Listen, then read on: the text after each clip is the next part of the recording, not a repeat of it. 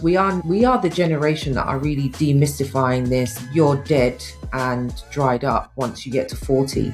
Women are now finally seeing more images and more representation of older women in all spaces, and there's a bit more of an appreciation for the fact that you can still be living and thriving once you get beyond 40, and that's something that has not really been apparent, I think, before now. My generation have really led the discussion on opening up the conversation about menopause in the social media space, which was a complete no-no before, complete taboo.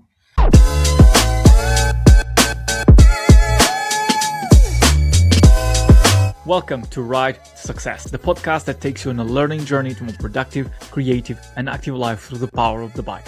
I'm your host, Pedro Couto Lopes. You can find me on LinkedIn under my own name. And in today's conversation, I get to speak with Donna McConnell, aka the Iron Empress, a woman who went from hip-hop records and media newsrooms to finishing an Ironman in her 50s, leading inclusive rides and reshaping the cycling narrative in UK.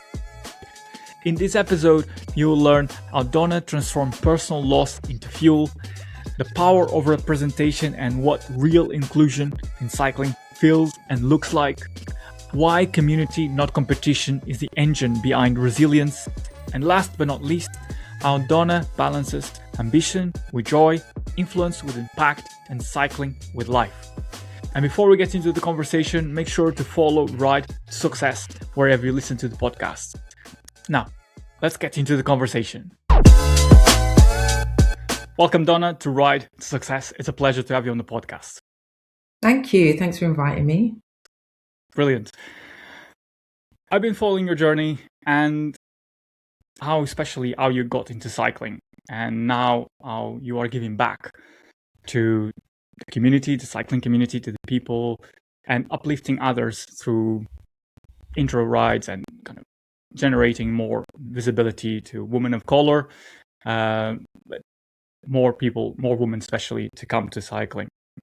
And which interested me as I've researched about your journey, your life, is that, starting at 18, you became a rapper, and you're now Ironman finisher, a journalist, cycling advocate.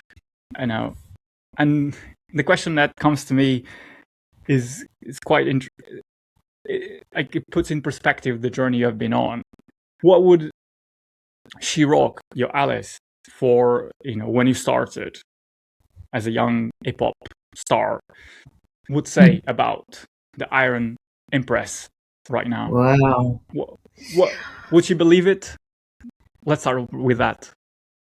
I don't know if she would believe it, although I was riding a bike then, but I just think in terms of the cycling culture and, the image, she probably wouldn't think that was cool.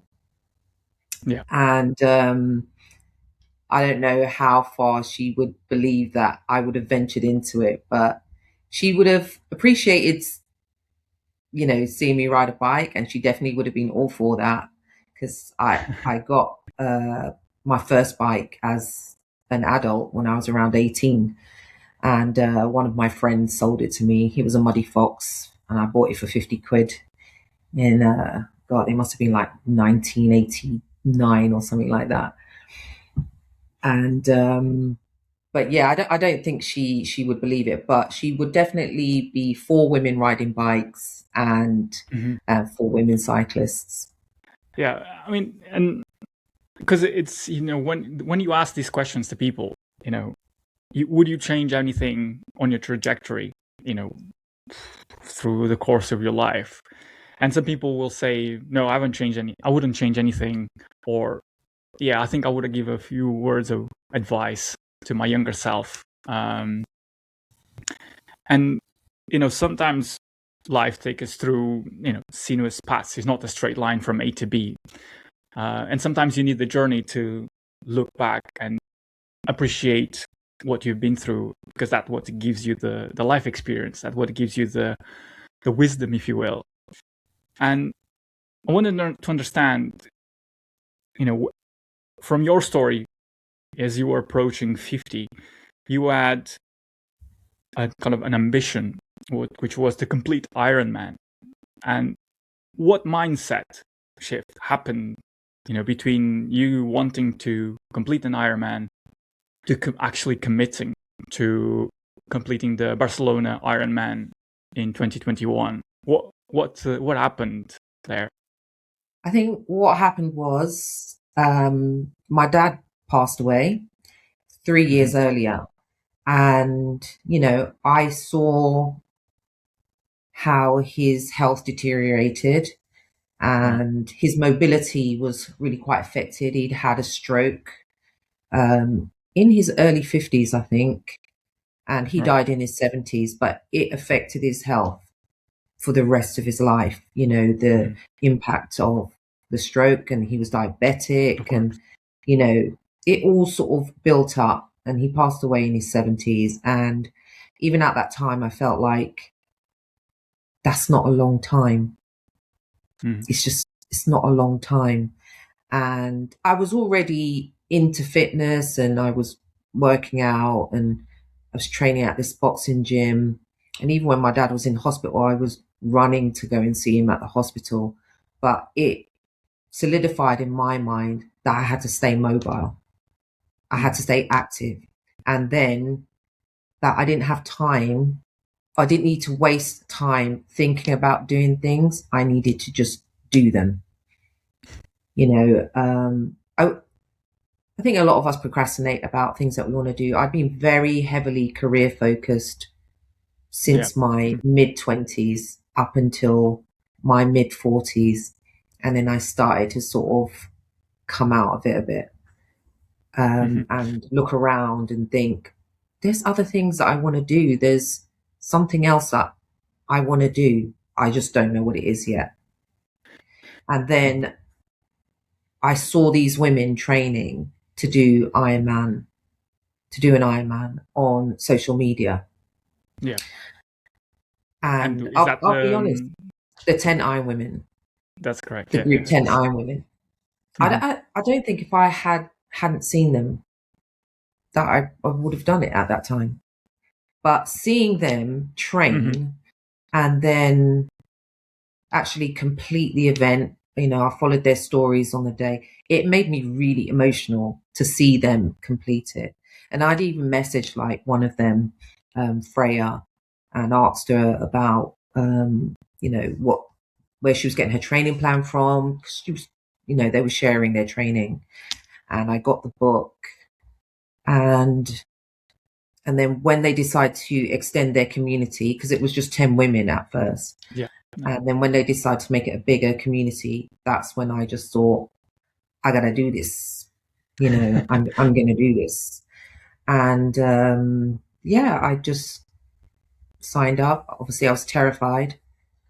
I hadn't ridden more than 10 kilometers at that point, maybe 20 kilometers at that point. I'd ride across London to go and see friends or go see my dad before he passed. But everything. I'd done a sprint triathlon. Probably. Okay, so you had some kind of introduction to. I had an introduction to it. You take the huge leap of completing a Ironman. Yeah. But there is certain elements. So, okay, there's like a clear motivator, keeping fit. The passing of your dad kind of created a more charged motivation as well to get you started.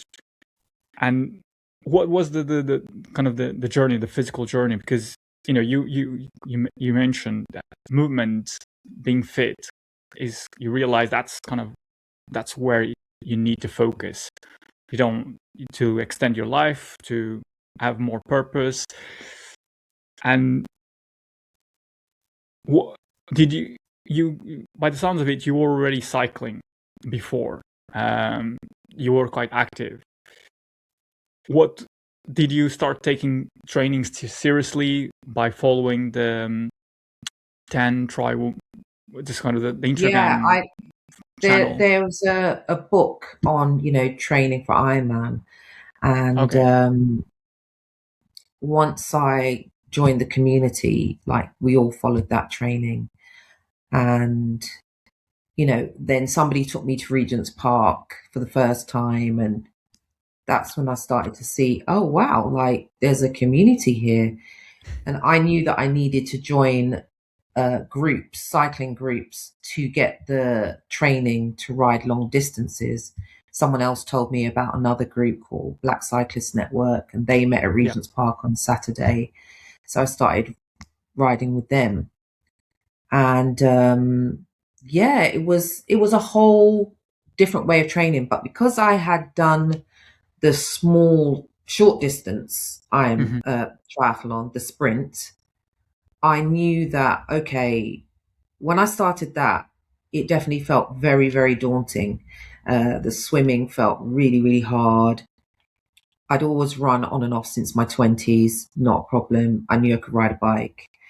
Um, but I just stuck to the training plan and then I executed it. And it felt really amazing to do that because triathlon was, again, something that I'd seen online in my 20s, but I didn't do it for like 20 years, because I was very just career focused, didn't do events or anything like that, just did regular fitness.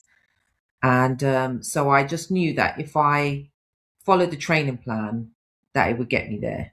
And I just put my faith in that, really. And I just turned up for the sessions. And when you know that you're doing something so big, for me, I know that I've just got to be as prepared as I possibly can to feel even good enough to make it to the starting line.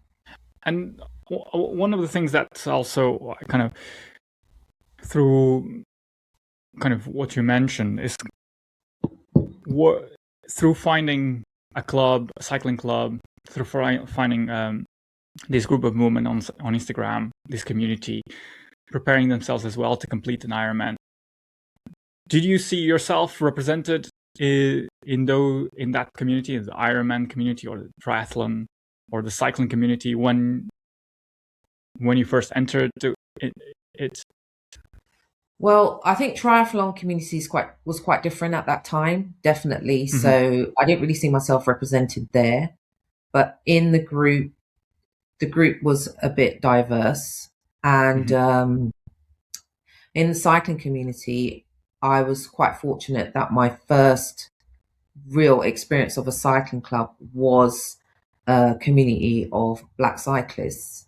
Yeah. So I didn't go through any sort of feelings of alienation or anything that other cyclists have experienced, or not feeling welcomed in the cycling community. I didn't really experience that. And so that was great. Then I think it was literally a couple of weeks after I started the training for Ironman, we went into lockdown in the UK. So then a ton of people started cycling, especially Black people, and then a few more groups sprung up. So then I had a few other groups that I could ride with. I used to ride with TWR a bit during the lockdown, and then my club, Chain Gang Cyclists, they started during lockdown, but I didn't start riding with them until after I did Ironman. So yeah, I wasn't necessarily bothered about triathlon because I was at least with a group of women. But when I went to the actual event, I think I met one other Black woman there. But over the years, that has changed. And in part, that has changed due to groups like 10 Iron Women and another group that I'm part of, Women in Tri, who have really advocated for women of color in that space. I mean, you mentioned 10 Iron Women. One of their ambitions, as according to what I've researched, is to get to a 50-50 split between men and women. Obviously, that doesn't necessarily that needs to be more done. And kind of you also mentioned as well, bring more people of color, more Black people into triathlon sports in general.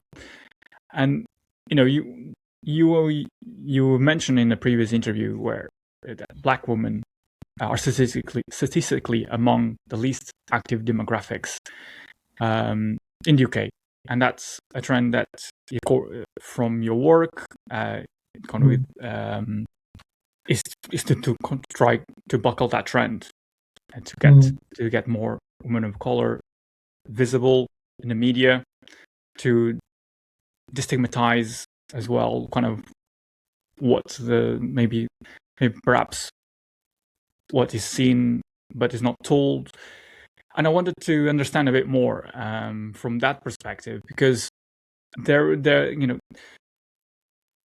kind of there is an importance of making visibility in all types of media so that everyone can feel represented, everyone can be seen and wanting to be part. Is not that there is the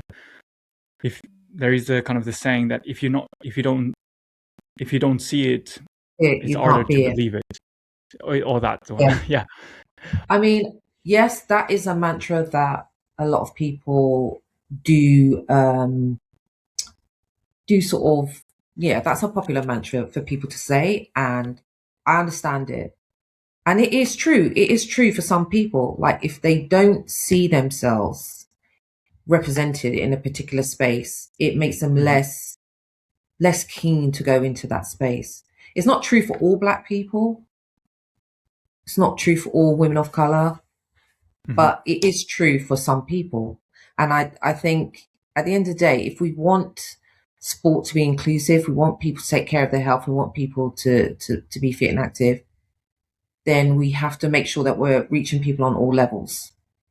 I don't believe that just representation alone makes people want to get fit and healthy, but it is one aspect of being inclusive. And I don't think it represents sport in its best light if it's only pushed towards one demographic. Yeah, of course. And it wouldn't be as well, coming back to the representation aspect, it wouldn't be representative of the society we live in. No, but there's also even for me, as someone who's into triathlete, I was very reluctant to join triathlon groups because I knew that I'd be in a minority. When you're in a country where you're a minority, you go into a workplace, you're a minority, you don't necessarily want to spend your free time being a minority. And, in all those spaces, you're always navigating microaggressions because, people have their biases or they have their stereotypes about you culturally.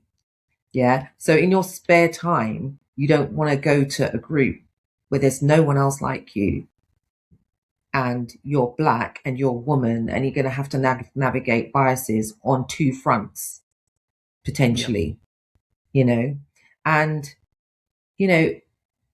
in my group is very multicultural, very diverse, great.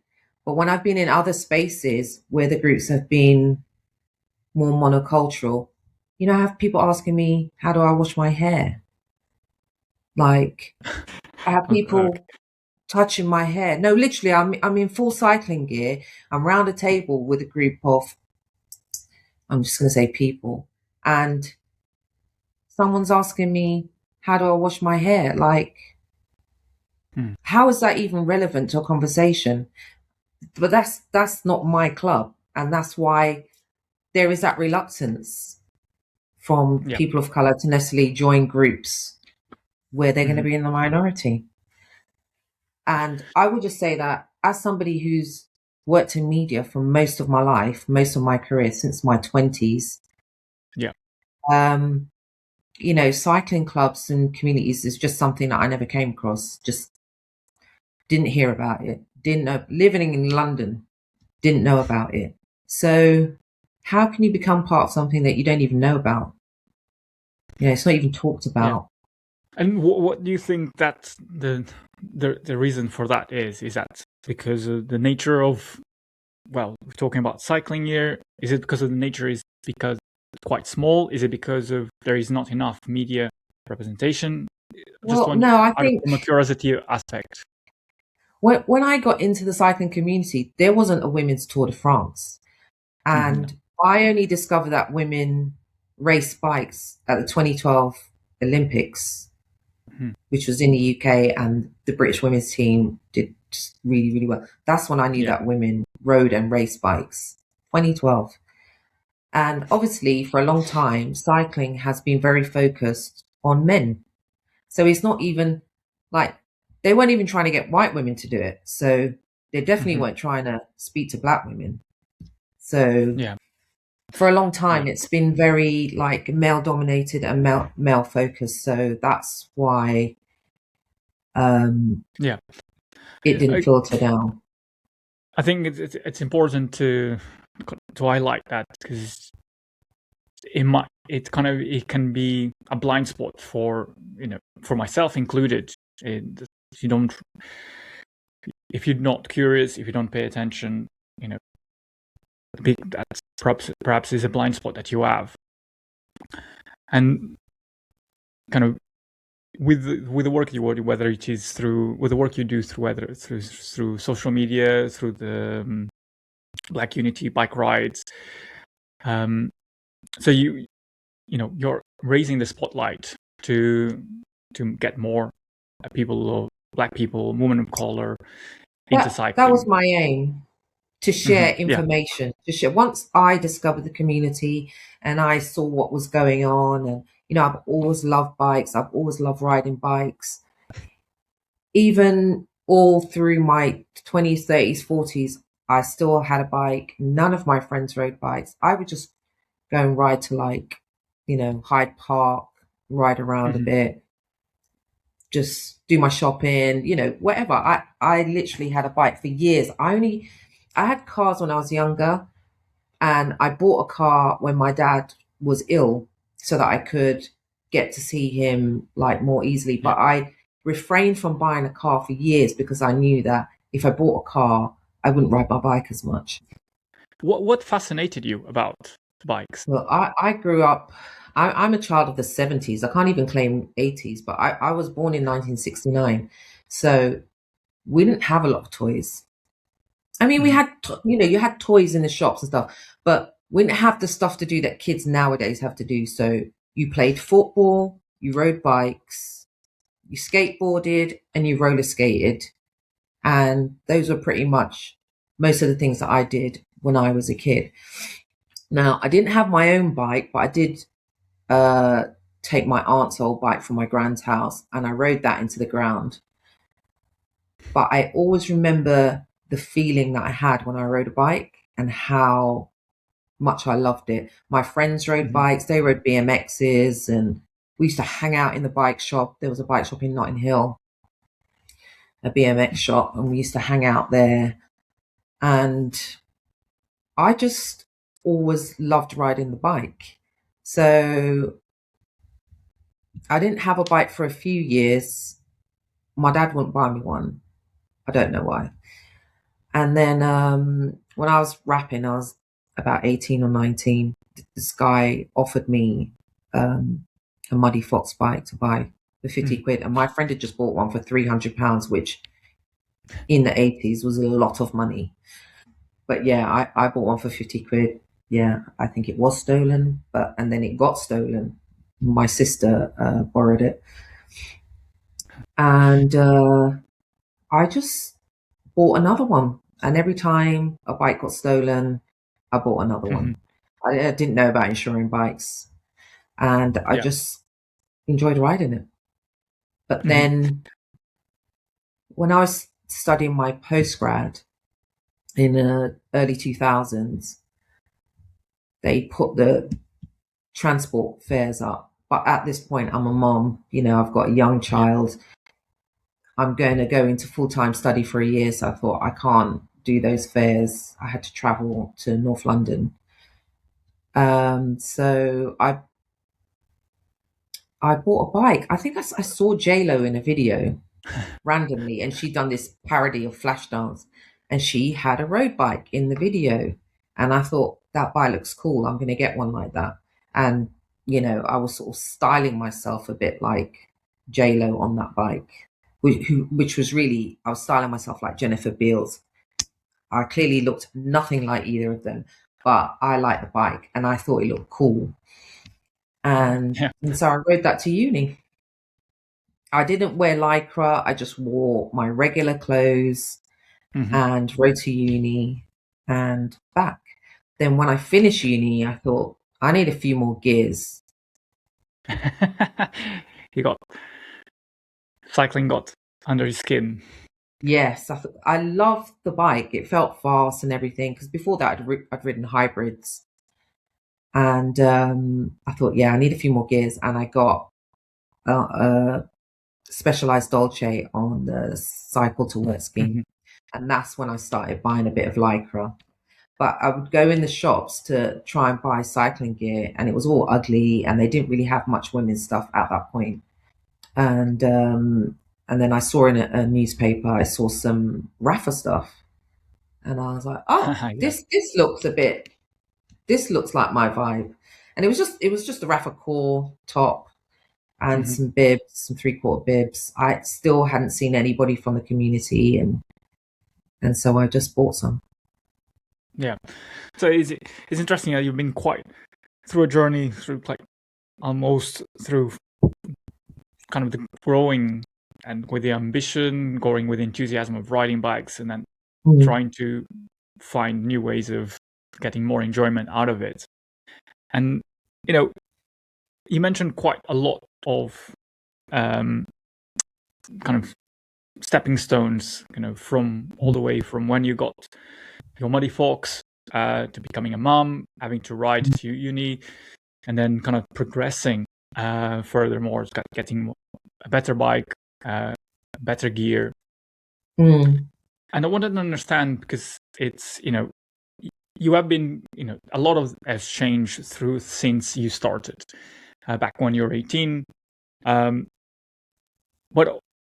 And you've talked at length already about what has changed. But on the other side, you have led quite a creative career. You started as a rapper in the music industry, then going to media, journalism. And it's interesting to find out if there is any parallels, because a lot has changed. But from your perspective, what has remained stable through this period? Perhaps the core beliefs, perhaps the kind of mantras, because that's could be perhaps a line that stitches up this sinuous path. I think for me, like, I don't really get involved in things this deeply unless I have a passion for it.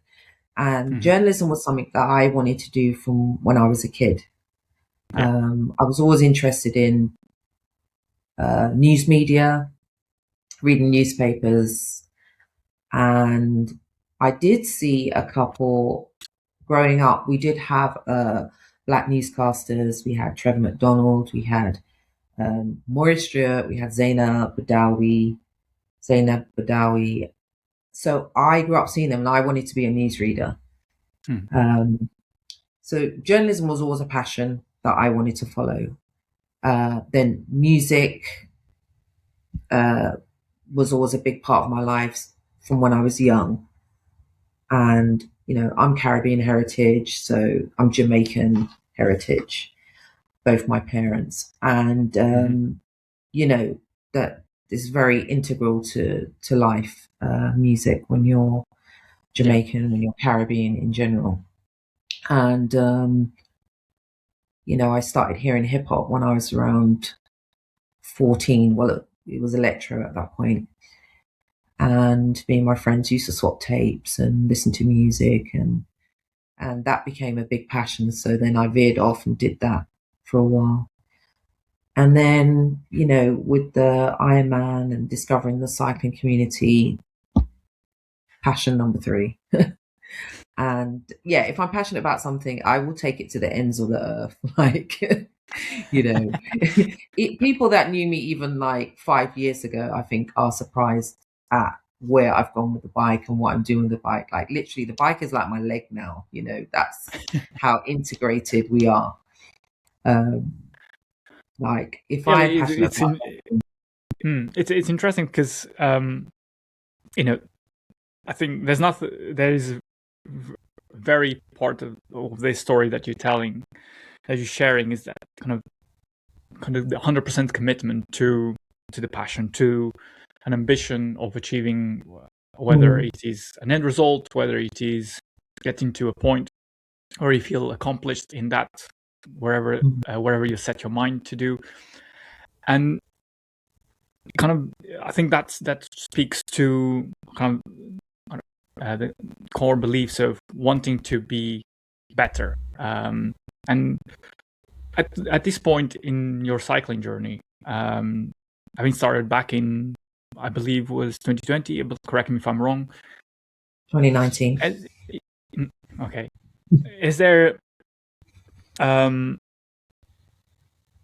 been a point where cycling has become a defining part of your life? Is this, you mentioned, is your kind of is now intrinsical to you, but is it now taking over your life to the point where cycling is you, and kind of to that point where perhaps when you were 18, where music was kind of your maximum expression? Yeah, definitely. I think most cyclists go through this, where cycling sort of becomes their life and becomes their identity. Yeah. Some people try to, separate it, but I think for me, I just can't really make a separation anymore. Like, it just really is my life, and I try to fit everything else around it, and that includes work as well. But I've already had a lifetime of working. So, for a lot of the people that I cycle with, they're still just starting out on their journey of working, where I've had a lifetime of working.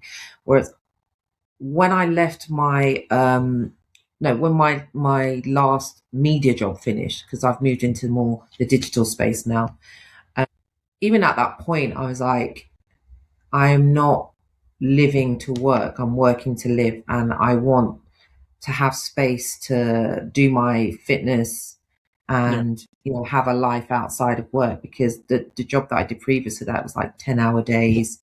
I was showbiz editor at Mail Online. Very intense operation. Grew from nothing to like this massive global success. And so I did my bit there. I was there 8 years. When I left that, I was like, okay, it's time for work-life balance.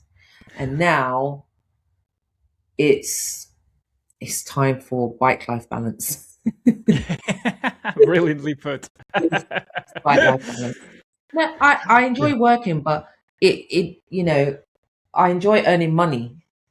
But I feel like in life, you only get one life, and you should really push yourself to create the life that you want and to live the way that you want. And that's the experiment I'm living now.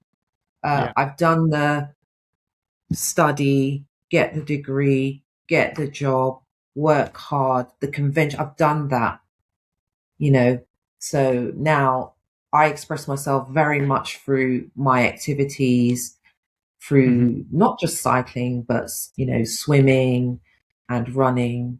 I enjoy all of that, through content creation.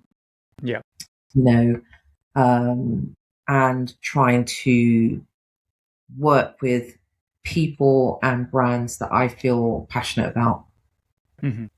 Yeah, that's one of the aspects I wanted to touch on, is kind of the content creation and the kind of the work that you're putting and creating, whether it is with the brands you work with or you are kind of partnered with. And kind of there is an interesting debate about to be at that. But before we get to that, I wanted to understand, kind of in your position as a ride leader, whether it is in your club, whether it is for other clubs, for instance, Rafa 100 ride, whether it is Black Unity bike rides, you play a pivotal role in leading those rides, in kind of being an ambassador. And, in your position, being a Black woman in your 50s, what does that mean to you? What does it mean to me? I think it's important. I think it's important because in the cycling community, I am definitely a bit of an anomaly. I just think other women maybe haven't been so visible, but because obviously I'm somebody who has a media background, I've always had to use social media for work. And then just for my own personal competence, so to speak, I always try to understand the newer platforms. I didn't really get on with Snapchat, but Instagram and making videos was something that I pushed myself to do. And I think it's important for younger women as well to see older women or see women as we age, because we are the generation that are really demystifying this "you're dead and dried up once you get to 40." Women are now finally seeing more images and more representation of older women in all spaces, and there's a bit more of an appreciation for the fact that you can still be living and thriving once you get beyond 40, and that's something that has not really been apparent, I think, before now. Also, the fact that my generation have really led the discussion on opening up the conversation about menopause in the social media space, which was a complete no before, complete taboo. Yeah. And women are talking more about hormonal issues in regards to their periods and how you can manage your different phases of your periods, manage your training through those phases. Sorry, I'm getting tongue tied. But all these conversations were not being had 5 years ago. Not even 5 years ago. I hope I answered that. I'm not sure I did. I mean, it has been said that social media is very much a feminist tool. It's a media platform that allows women to have create their narrative without having to be gate-kept by men, and kind of so share their experiences and help others through their own voices without having to be filtered. And that's really key. And the same way you have found inspiration through the 10 Iron Woman, I believe. That allowed you to see the potential and allowed you to kind of have a blueprint to explore and to go and do the Ironman in Barcelona. And I could easily create a parallel between that experience that you had and now what you're doing, in demystifying what it is to ride through menopause, what it is to be a Black woman riding in London, and then that's not only opening doors but also sharing your experience allows others to feel comfortable in their own skin or just be inspired, take the leap into riding bikes, and that it just ultimately is opening doors to more people to be active, and that's kind of, I think that's above all, very important, because as I mentioned earlier, something that you are, from what I've researched, quite passionate about, demystifying and opening doors to get more Black women to be active, to be taking physical activity, and especially in the in their 50s, in their 60s, in their 40s, kind of specifically to change the narrative of what you just said. We're not necessarily are going to be put on a shelf and be forgotten about. We are still very much active. We have a lot to give to society, and here we are. Yeah, exactly. I mean, there are women out there running marathons and doing spin, whatever, doing swimming, long distance swimming. I'm part of a group called Swimmer Bolts. The women swimming, Black women swimming 5Ks, 3Ks. We did swim Serpentine last year. And I really just want Black women to be active. I'm just doing my little part. I know other women that do gym, that are fitness influencers. I literally have grown up knowing so many Black women that are active, and but you just don't see them. Even when I first joined Instagram, I used to follow the gym influencers. I didn't see many Black women. Sometimes you just have to go looking, though. You have to look for them. And I made the point of finding, gym influencers that had my sort of body type. And, I look for them and make sure that my feed is diverse. And that's what you have to do. You can't just, for many, many years, the media in this country had really ignored Black women for a long time, to the point where I didn't really read fashion magazines anymore, because I'm not really seeing any diversity there. Like, you're trying to show me like a model who does not have any kind of shape that I could possibly achieve. I don't want to look at that all the time, and that's another reason why I use social media, because I want to show Black women you can show up with your curvy figure and you can ride a bike. You don't have to look a certain way to ride a bike. Obviously, we know, maybe lower weight, you're going to find it easier. Yes. But we are recreational cyclists. And at that starting point, you don't need to worry about that. What you need to worry about is just getting a bike, getting some comfortable padded shorts, and going for a ride, so that you don't feel too sore and you can go and do it again. But I definitely felt a bit exposed in the clothing when I first started, but I went to the gym before, so I'm used to wearing leggings and stuff like that.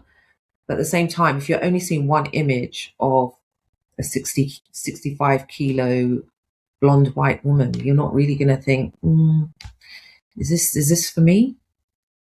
Are those clothes? What are those clothes going to look like on me? I mean, it's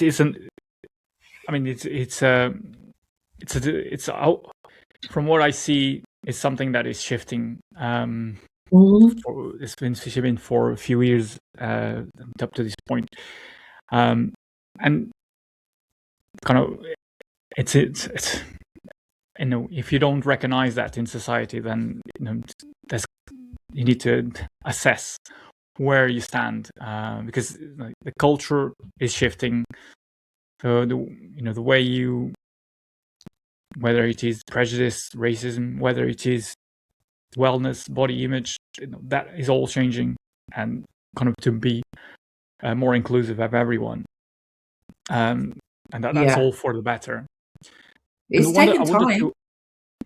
I mean, with these things, nothing moves fast enough, unfortunately.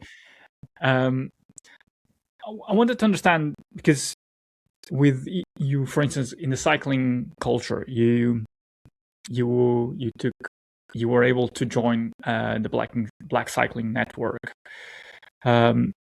and then you have gone to other clubs, up to now. And from your experience, what does truly inclusive cycling culture feel like to you? Truly inclusive cycling culture, it looks like everybody's there. Like you don't look around and think, oh, where are the women? Where are the people of color? When I look around my club, Chain Gang Cyclists, everybody's there. Everybody's represented. Two, newcomers don't come to the group and then are heavily critiqued about what bike they're riding, what clothes they're wearing, what speed they are. They don't feel that judgment. Okay, let's be real. People will do that stuff, but you don't need to do it to a newcomer. You don't need to put somebody off with snobby attitudes. And, it's an encouraging space.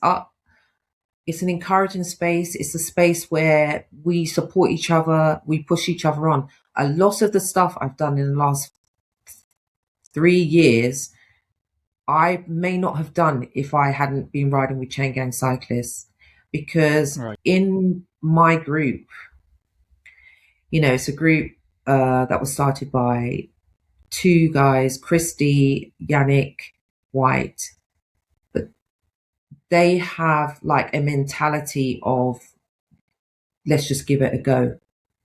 Jan, he is one of my inspirations, because he's just got such a mentality of, I'm going to do it. I'm just going to go for it. And then he'll ask me, oh, do you want to do this 350k ride from Manchester to London? And because he's kind of asking me, I feel like I can't say no. And in my mind, I'm thinking, no, not really. But, that's what inclusive feels like to me. He doesn't look at me, see a 56-year-old woman who's 10 kilos overweight and think she's not going to be able to do it. Inclusive means he's bringing me along. It's hard for him and it's going to be hard for me, but let's give it a go. Yeah. And that's what I like. And I think that's perfectly bridges onto the kind of the aspect of your work as a content creator, because it does, shine a light on, everyone should be able to feel welcome. Everyone is here and can do that. And that's, you kind of, from what I understand, you are the living experience of that kind of, and not having the confidence to start Ironman, but seeing other people doing and being included into a community allowed you to then see the potential and take the leap, sign up and do it and be better for it.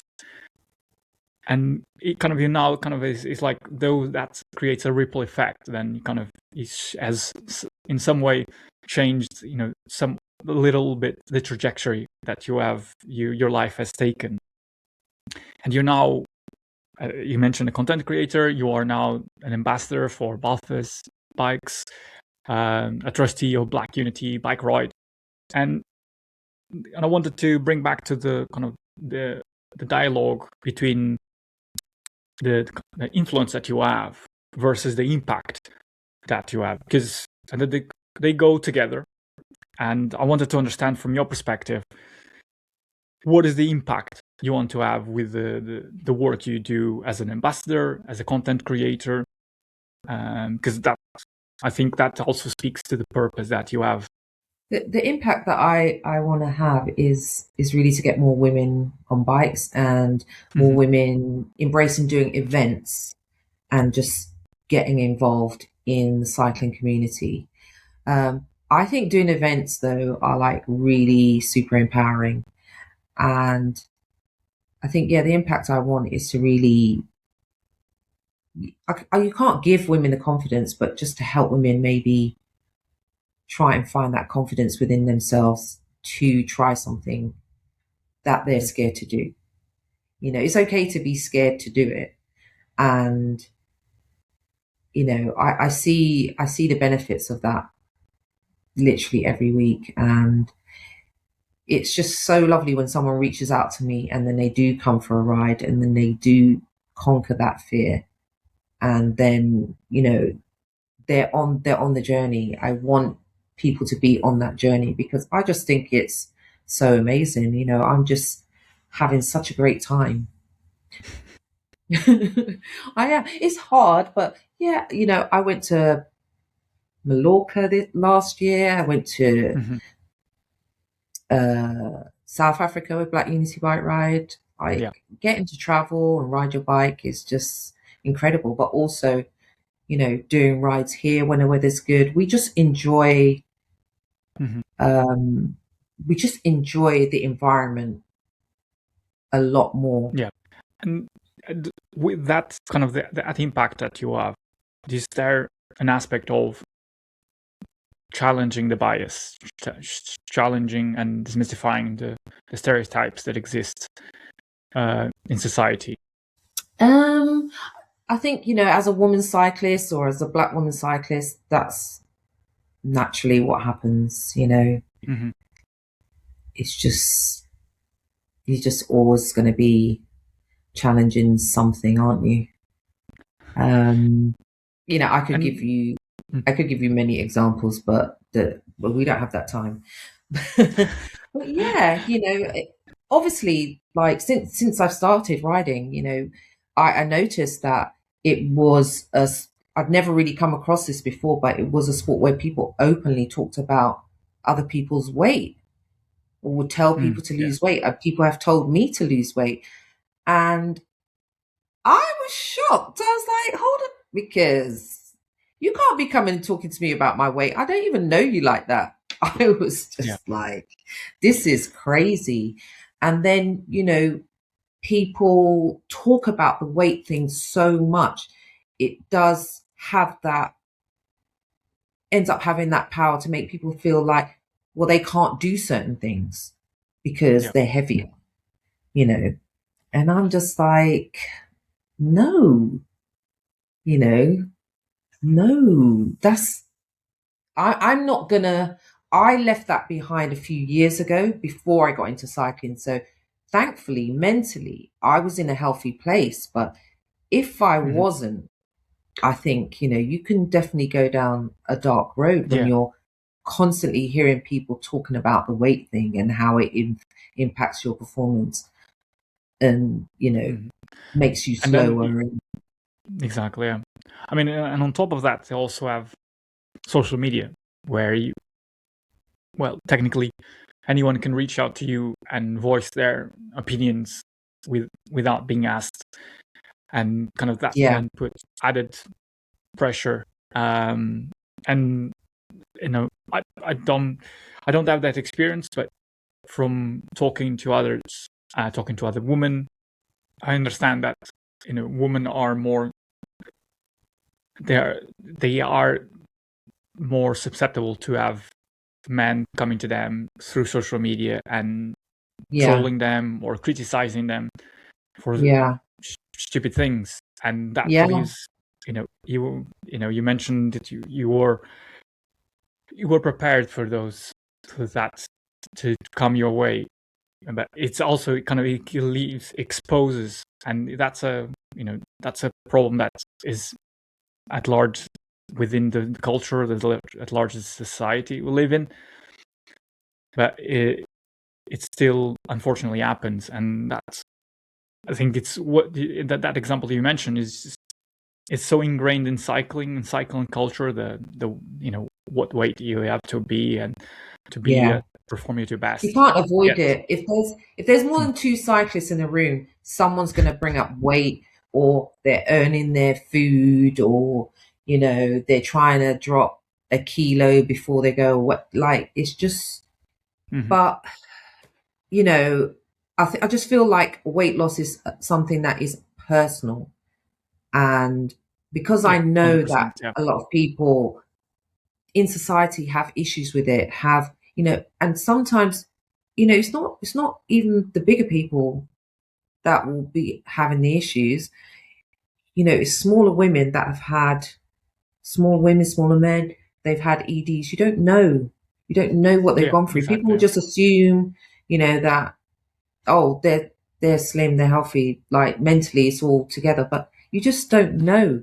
So I just known from a while ago. Mhm. I'm never going to talk about losing weight on my page or my weight loss journey. I'm just not going to talk about that sort of stuff. I just don't think it's relevant. I think everybody has their own personal goals, and people Yeah, know what they look like. You don't need to tell somebody that they need to lose weight. People know what they look like. yeah, People look in the mirror, they see themselves, and they know whether they are up or down. Mhm. And it's just a conversation that I think is off-putting for people. yeah. And I agree. I 100% agree, and that I think, especially in the recreational, that going for Yes, riding to work, in the riding recreational pleasure, space. that Yeah. doesn't need to play a role in how you go about your day, or how you Also, decide to ride your bike. what people need to talk about more is lifting weights, because a lot of these cyclists don't have any strength in their bodies, any strength in their arms, and that in itself is not healthy. Like you might be losing weight, but you're also losing muscle, Yeah. and for women, you're not strengthening your bones, and that's really important as you age. And even for myself, I can't even do a full press up now like I used to be able to do. I used to be able to do tons of full body press ups when I was doing the boxing training. And since I've been cycling heavy, I've lost that upper body strength. So I'm actually on a mission to regain Mm. that upper body strength and, yeah, just build that muscle back so that I can, you Yeah. know, push my body weight. And I think everybody should be able to do that. And as cyclists, we should be aiming for all round health, not Mhm. just bike fitness. Yes. I mean, through and also through you talking all, going on these bike rides in South Africa, through with the Black Unity bike ride. You went on others, to Rwanda in 2024, and kind of in 2025 you completed the London Marathon. So there is several events that you have set your goals, your sights on, and you have completed them. And I wanted to understand um, if you have kind of a finish line, either metaphorically or literally. If you, for instance, in 2026, you have a set goal that you already have written down. Yeah.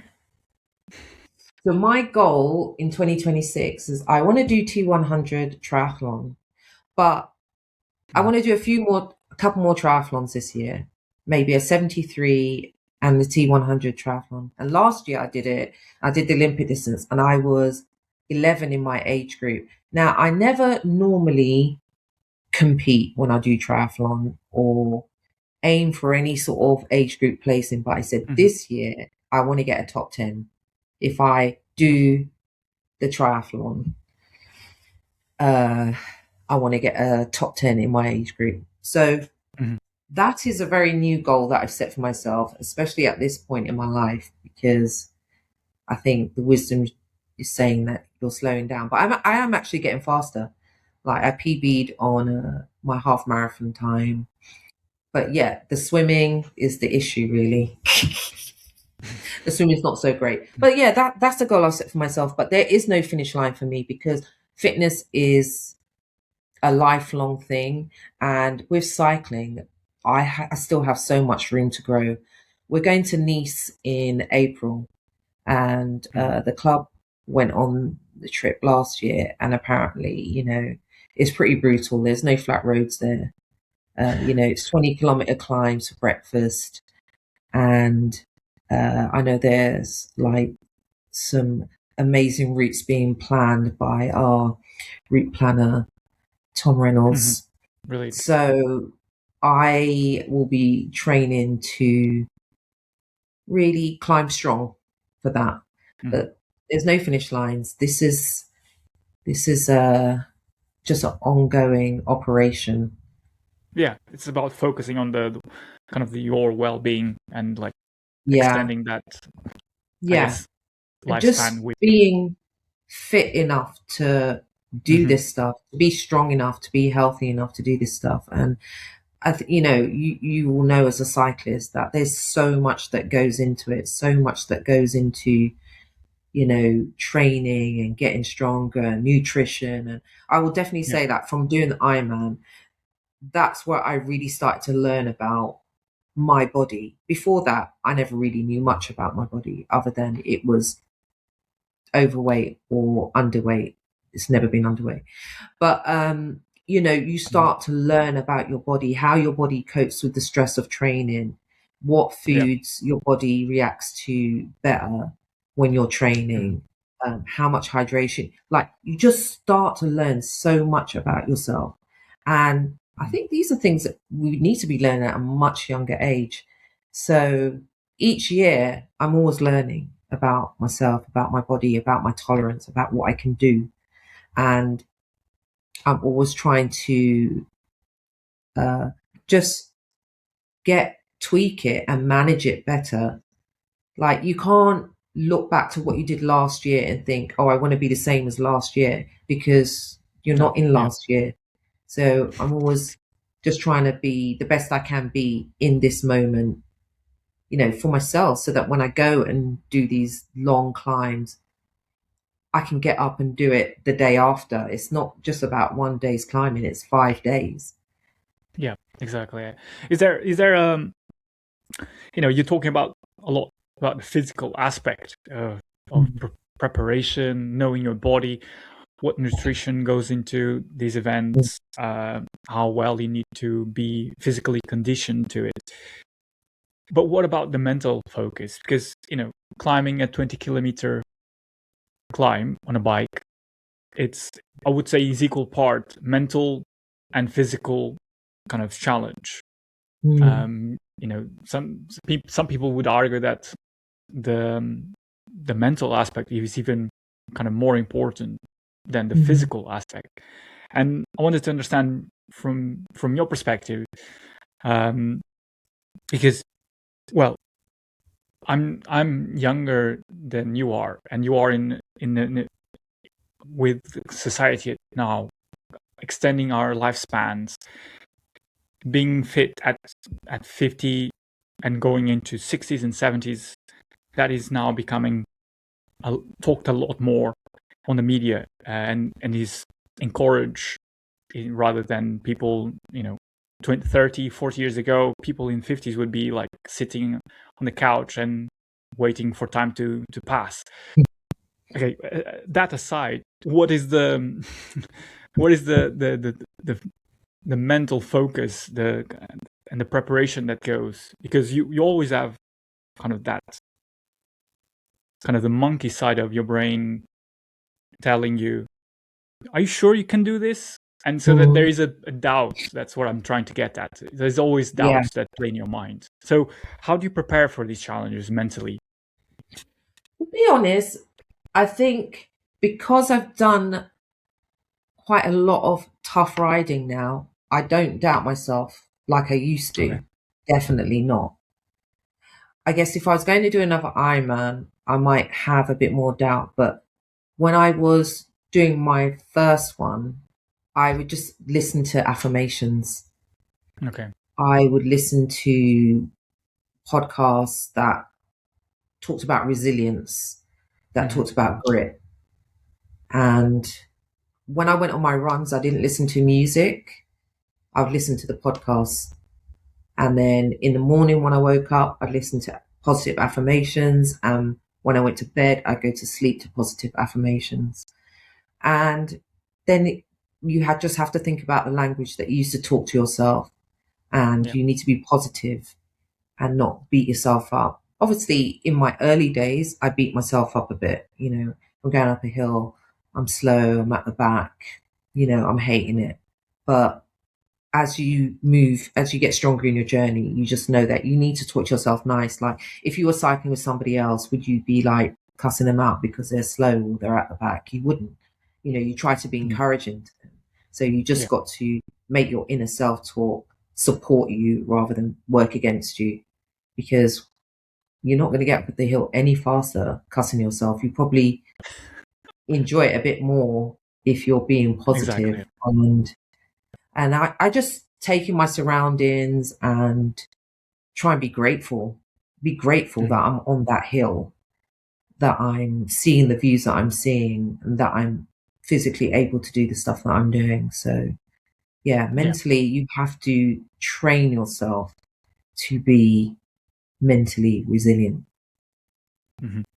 Yeah, that's a great example of how to prepare oneself, and kind of I hope it will resonate to the listeners, because it puts in perspective that the work as well that needs to go into not only preparing physically but also mentally to a challenge, and then you grow yourself through that experience. You come out the other side a much better human with much more confidence, and that then puts you in a better position for the next one and the next one. Definitely. It grows in you. Hopefully, you grow in self-belief as well. You do. Which is You do. a win-win. Yeah. What does success mean to you personally? What does it mean to me? Yeah. Success, that I'm able to get up and do the things that I love doing every day, like riding my bike, no pain, no aches, that whatever I'm doing, I'm choosing to do it, that I'm not forced to do things. I never wanted that in my life, and that's why I went to university. I studied journalism because I wanted to do what I wanted to do. I didn't want to do a job that I was forced to do. Yeah. Obviously, I have done some of those jobs when I was younger, and I was, before I went to uni, and then maybe even when I was studying. But success to me is just being, in charge of my own destiny. And I am. Yeah. I mean, it's such a very personal answer, but it does give a glimpse into kind of you can call it the philosophy, you can call it the mantra, you can call it the vision or the purpose, but it allows me and the listener to understand kind of the whole picture, if you will, of who's Donna. And kind of that, we talked about your purpose, we talked about the impact that you want to have through the work you do, and having the power to choose what you want to do. It's very freeing, because not everyone has that. And with that question, I wanted now to bring us to a close, not before asking a question, which is part of a tradition of the podcast. And the question is the following. So before I say it, I just want to contextualize it. So this question was left for you by my previous guest, not knowing who you are. So the question is the following. You already touched on this actually, but you can go into more depth about it. Where will you go on your next holiday, and why?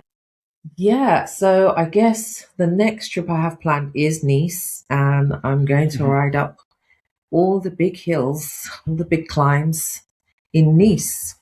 And is this, from what I understand, this is with your club, Chain Gang Club? Chain Gang Cyclists, yeah. Yeah, sorry, yes, Chain Gang. So we do an annual trip. In fact, apart from the Ironman, my first trip away to ride was with Chain Gang, and we went to Girona, and that was must have been 22. Right. I want to say 22.